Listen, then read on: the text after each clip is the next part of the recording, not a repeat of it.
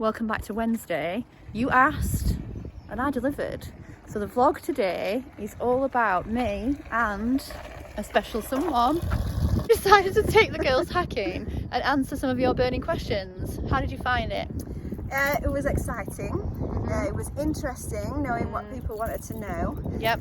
We found out a lot about each other, I think, today. We did. Not stuff that we necessarily didn't know. Perfect. Right, here is the full length of answering questions. And the horse doing his acrobatics. While riding horses. What's your story? What's your sign? It's like we're twin flames in a different life. Deep connection lights a spark. It's like you know me in the depths of my heart. We're dreamers. Don't care what other people say. We live it like this could be our final day. Okay, are you there? There you are. So, we're going to start answering your questions. Tan is driving the camera because I'm riding a very fresh 4-year-old and need both hands on the reins, shall we say. So, I'll ask the questions, Tan, and then, oh, hello, and then you can answer. This is going to be okay. So the first question was, how did we meet? Well, we kind of met, we met through the horses. So I moved yards and I was on the main yard and you were down at the bottom, weren't you? Yep. And then one day we all decided to go to a show jumping clinic and my horse box broke down and I was supposed to be the one giving Shells a lift. So we ended up sat waiting for the recovery guy and just had a lovely old chat and realised we're actually soulmates. Yeah. That was the best thing about that box breaking down, wasn't it? Every time the box breaks down, we just have a lot of bonding. Yeah. I think I've never spoke to somebody initially and just thought, I feel like I've known you for all my life. Yeah. And it was just easy, wasn't it? Yeah, there was definitely a connection. There was definitely a connection and we've been inseparable ever since. Buy an next racehorse, kids. They're fun. Next one is so you tell your riding story. So how did you get into horses? All right, you go first this time. Right, so I was horse mad from being about 7 years old and went to the local riding school. Couldn't really afford a pony, so I did lots of looking out. At that time, you could basically be child labour, and then you used to get rides on your riding school ponies. So I used to do that, and every Christmas I used to ask my parents and say, can I have a pony? And every year it was like, well no, we can't afford one. And then when I was 14, my dad, I always remember this, my dad said, buy a nappy horse. Come on. Smalls.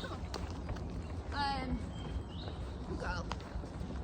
My dad said, what do you want for Christmas? And I said, oh, I'm going to ask again, but I know what the answer's going to be. And he went, no, ask. And I went, I want a pony. And he said, yes. Yay. So I got my first pony. And she was mental. And then boys came into play and kids. Oh, come on. Thank you. Oh. And I had a 25-year break and then bought the I've had Cheza in the background, but she's difficult. Just basically she's going to be put down, and then I gave her a home, and then I bought the boys, and we are here. You know the story rest. So. Yeah, now we've got girls instead. Yes. Is that a good idea? You're going to tell yours. Okay, so mine's just a bit boring, to be honest. My mum was into horses years ago when she was little. Not majorly, she didn't I don't think she ever had her own, but she did ride. So then when I said I liked ponies, she got me some lessons with the lady I'm still in touch with now, the lady that taught me to ride. And we bought my first pony, a little Welshie, off of her. Bloody pheasants. Timey, my heart pony, little strawberry roan Welshie, and he was just like the absolute love of my life. I think he still is, to be honest. Yeah, and then that was it. So I had Timey. He was only 12 too, so I outgrew him. I had one on loan called Minstrel, who was from Thornbury, who was an absolute nutter. And I also loaned my friend's 13 too, Patrick. He was just a legend. He was like the kid's dream. Go fast, jump anything. He was amazing. And we only lost him a couple of years ago, bless him. And then I, again, couldn't afford ponies after that, so I had a break while I was working and just living. And then a really good friend of mine, she'd bred, well, before that, she'd had an accident falling off of her ex-racer and she'd broken her leg. So she said to me, will you please come and just keep mine going for a while, just while I get better, you know, keep her ridden, keep her in work. So I did. And then whilst my friend was getting better, she bought an awesome dressage horse, which she's still got, Dinky. So Blaze's mum Dolly ended up not having anything to do, so they were like, oh, we'll stick her in foal, see what happens. And then Bee came, and then 3 years later they gave her to me, and that's it. Basically. What is something you have been influenced to buy that you didn't think was worth the hype? Oh, all right, you go first on this one, because I need to think. And that's probably really controversial. Only because, so you know, the light is very bright, but I found it very difficult to remove the torch bit, and I broke it. And the band was too big, but I've got a very pea head, so I will do a disclaimer that I have a VAT-free head. So yeah, I just didn't think it was worth the money. Sorry, if you like. Go on, you gotta go now. All right, then for me, and I love Holland and Cooper, but the riding leggings, not great. The ones I've got at the minute, so thin, which, all right, great for summer, but rip so easily. So we were, you know, just hacking about like this. Went past like a thorny hedge and ripped them to shreds. And also, when I was trying to get on off the floor, my fat butt ripped them. So just not great quality, which is sad because they are dear. And as much as I got mine as a bargain off Vinted, you know, I would have been double mad if I'd paid full price for them. I love them, they're gorgeous. I've actually got 2 pairs. But yeah, the Holland and Cooper riding leggings, not good. Sorry. There we go, we've well, you know, it's honest reviews on this channel. Yeah. We're not looking for sponsors here. No, we're really not. We tried that, we don't like it. Okay, so what is the 2 things you'd change about the equestrian world? Ooh. 2 things. I think, obviously the bitchiness, but I know you get bitchiness in every walk of life. But like, if you disagree with something that someone else is doing, as long as they're not hurting the horse, or as long as it's not, you know, cruel, leave them to it. You know, you shouldn't be saying, oh, that horse is wasted on you. Because it's been said 1,000 times before, and I'll say it again, a horse doesn't know. You know, if you stick that horse in a field, he's just being a horse. If you compete him every weekend, you know, he doesn't know that that's his job. Not necessarily. I mean, some of them do love working. I'm not saying that some of them don't love working. Bitchiness, and just leave people to do what they want to do. You know, just as long as there's no cruelty going on and the horse is not in danger, leave people to do what they ever want to do. Leave them to it. Right, you do one, and then I'll think of another one. Competitiveness, like why people pitch us against each other. I think we're bred to pull each other down a lot in the equestrian world because it is such a competitive environment. And I'd like, we're massive, and you're exactly the same on this. Like, we build people up. Yeah. We're big cheerleaders. Yeah. So I'd like to see more of that, please. and not worry about, like, you're in competition with yourself. That's the only competition you need. There you go. Yeah. Okay, then the other thing I will say is everybody's trying to keep up with the Joneses. Yes. Like, yes. and I'm guilty of it too. That's such I'll a good see, one. you know, someone having a posh PE saddle, so I'll buy one. I don't know who did that. I'll see someone with the nice Holland Cooper leggings, so I'll buy some. I did it. I don't have Holland Cooper leggings. No, you have a nice Holland Cooper coat though. Anyway, that's what I'm saying, quality. Although, yeah, whatever. So yeah, the like someone else gets something new and different, and you think, oh, I need that. You know, I'm not good enough unless I have that too. That. I think Instagram's bad for that. Yeah. Bad for pushing brands. Like, you can't be a good rider if you haven't got your matchy saddle. Yes. I'll tell you right now, you can. You don't need a matchy. Well, I love like a bit of Lemieux matchy. I've got my mermaid outfit. Yeah. And I've got, you know, the base layer and the saddle pad to match. You are definitely the more cleaner one out of the two, I think. Well, all I'm saying is, it doesn't matter, does it? You know, if I haven't got the new season's colours, No. it doesn't make me any less good than everybody Still a else. fabulous rider. Now, what I was going to say was I'm just as shit even with the matchy. No, you're not. Okay, now you can do two things that are good about the equestrian world. Okay, you go first. The community on the gram Yeah. that has literally, over the last month or so where I've had the worst time of my life, has picked me up and just been amazing. Like, I love everybody's kindness, support and non-judgment. Yeah, I'm just gonna power up this Yeah, hill. this is very steep. Okay, so good community. Yes, good yeah, thing. That's good. Yeah, I'm going to say, and it's a very similar thing, like the friends you make. Yes. Because obviously we've met each other, and we're never going to be not together. Never ever. No, let's never get back together. And we've met lovely friends like Bev and Carly and Ali Oh, and yeah. Tony, and I kind of already knew Pauline, but Ali and Jess and there's so many. yeah, there's loads, and you know, people that you meet that you have a connection with, not just on a horsey level as well, because like we don't really do the same thing as a No. lot of the people we're friends with, do we? No. But we're still good friends because they are just genuinely good people. So I know that was very similar to the community, but No, yeah. Right, go on, your turn. we've done the two. Oh, does that count as two? Okay, we don't have to do two each. That's fine. That's good.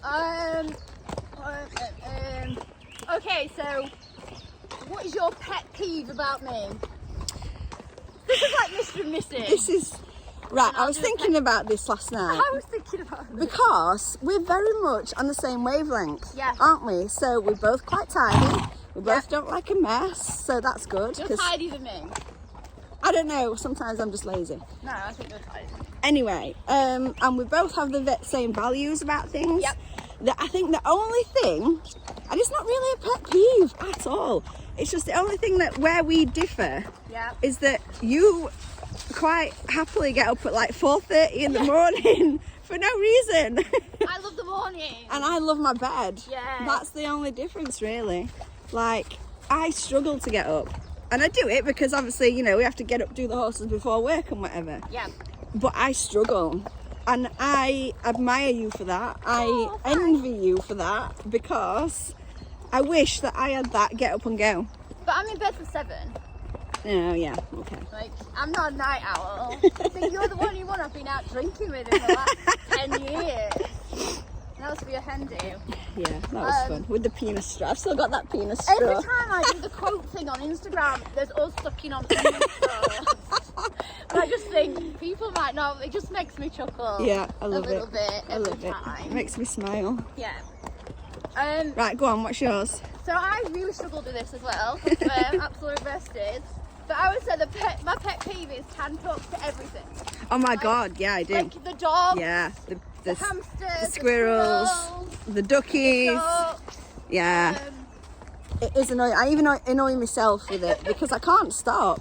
It's not annoying. I think it's quite cute. No, but it wastes a lot of time. It just makes the day longer. Yeah. When you're going anywhere. I don't know what's wrong with my bear with me. She's doing leggings. Yeah. So that's the only thing I would say. You just talk to wildlife. It's better than talking to people most of the time. Talk to wildlife a lot. Okay, so now one good quality. For you, I honestly completely admire your absolute resilience because of all the shit we've had this year, and we've had down days, we've had ugly crying in the field together. But look at you now, bouncing back, riding your prancing pony. Literally. Look at that smile there. Oh, I know, literally. This is like, I've waited for this for a bit. They were, Fresh. yeah. But honestly, don't bite her on the bum. There were times when I thought we would never smile again. Yeah, I was gonna give up. Yeah. I literally had, I was gonna sell up and I've just had enough. But thanks to you, we have powered through. I don't know what I've done without you, to be honest. This last month has been amazing. It's tested our friendship. It has. I think, because we have been a bit snarky at times. Yeah, and it's nice that we both understand that that's not personal. It's not personal. It's just what we're going through at the moment, and it's hard. So I wouldn't have known what to do without you. You've got so many good qualities. Don't forget to put your face on it as well. No, good points about you. We've got mares that are hanging each other at the minute. You're so kind, and it's such an amazing quality that you put absolutely everybody before yourself. I always think it's some of your downside. I always say this to you. I know. It's some of your downside too. But you're just so kind, supportive, will do anything for anybody. And yeah, just a lovely soul. Well, the thing is, and it bugs me sometimes because I'll do anything for anybody and I rarely get that back apart from very few people. And I am told that I'm a bit of a doormat, and it's right, I am a bit.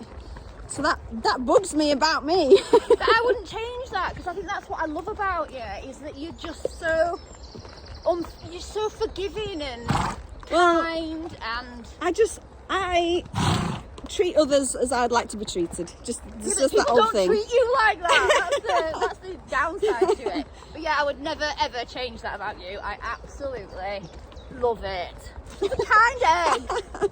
And she never, I always says sorry for a lot of things. No, I'm annoying trying about it. But you're just oh, it's fine. She's just chilled. She's just the bestie. Ali, when can I come back and see you? Anytime you want me. Okay, what are your short-term goals? Oh, not to die. Yeah, not to die on this hack. That's a very short-term goal. That's my short-term goal. Nothing. I don't goal plan anymore at the minute because it gets scuppered. And that's me being a brat. What's your short-term goals, Tad? Just to try and get the confidence back, get jumping again. It's coming. I don't want to lose it though. This is the thing. Alright, well, you won't lose it. I hope not, because we've been here before. I used to get, me and B, used to get double clears at 90. And at the minute, we're struggling to get a double clear at 80. So I'd like to get that back. I'd like to keep that. Cool. And to finish off then, our lovely hack, because we're on our way home now. I feel like you've got to know us a little bit better. Yeah. What's the highest you'd like to compete at BE? I don't think I've got the balls to do anything bigger than novice. I think you have. I think you do yourself a disservice. Well, you're the better rider out of the two of us. The absolute dream, and I'm not. The absolute dream would be no, I'm not good enough to do badders. I'd like to do Chatsworth. I'd like to do Bramham. Yeah. Because somebody's mum, we went to Bramham with her once, and she was like, "This could be you one day, Tan." And ever since then, that just stuck in my mind, and I thought, you know what? I'd love for that to be true. I'd love for Sheila to come and watch me at Bramham. That would be amazing. Yeah. And mine's pretty obvious. Mine's Chatsworth Novice. Yeah. That's what I originally started. I feel like, I said on my Instagram stories, I feel like the goal keeps getting moved. And it's like, do you really want to do Chatsworth Novice? This is going to happen to you. But hopefully, yeah, that's novice. No, I haven't got the balls or the funds to go abroad. And I'm 45 next. I'm old. I can't be doing intermediate. Yeah, but look at like Sir Mark Todd and, you know, people like that. They were eventing into like their 60s, Yeah, but they started 70s. when they were like 16. I started at 42. Okay. So yeah. that's the difference, isn't it? That's true. So, cool. Right, I'm gonna have to stop filming Yeah. now because we're getting to the pond that I don't want to fall into. So peace out, dudes. Yes. Right. We're back. Got through the gate, thanks Steve. But I don't mind. Don't mind being gate girl. Because I am struggling to. Well, I'm not struggling to stay on actually. I'm doing myself a disservice. No, you're doing really well. I enjoyed that hard. Right, so the last question, and then we'll say ta-ra, is how far is the yard away from home? Go on. So our last yard was, what do you reckon, 5 minutes? 10 minutes max. 10 minutes max. So we did push it out a bit further just to get the better facilities, the amazing hacking that we've just been around. So for me it's about, I think it's 15 minutes. It's 15 minutes if you go motorway and it's clear. Yeah. You've got to go on 2 motorways for me. Yeah. You've got to go on the M18 and the M1. But I think it's worth it for the benefits that we've got. Yeah, it definitely is worth it. Isn't it? Yeah, I mean, the massive school, all the brand new jumps, Yep. the off-road hacking, the brand new yard, Yep.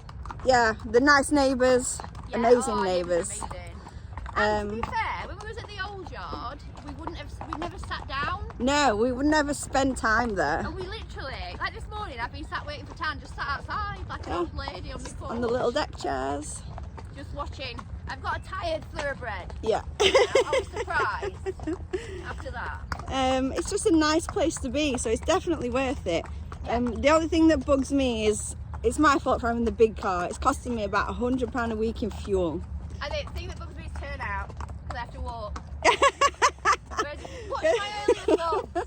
He literally turned out and rubbed. It was like, I didn't need head collars. Yeah.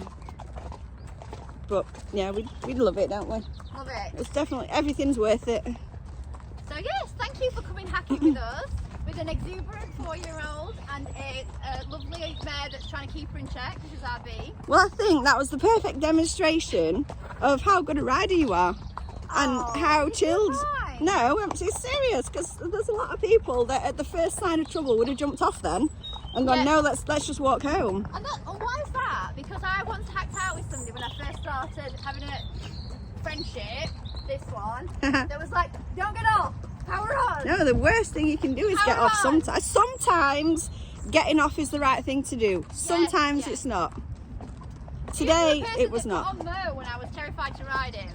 So maybe my riding's down to you. We're just a good team. We are a good team. We're just a very good team. The Yeah, best. thank you for coming hacking. Want more of Tan? Comment so I can book So her. she has do to more bully me vlogs. into it because look, no one wants to see this fat Yes, shiny face on we the do. tube. No. You do. So you gotta show us some love. And we'll see you next week. Bye. Bye. We come alive. We come alive.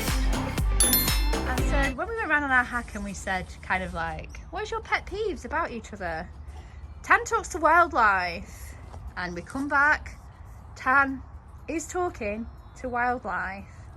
This is a duck. Now, it's not staying, T. Apparently it is. We're dreamers. We live.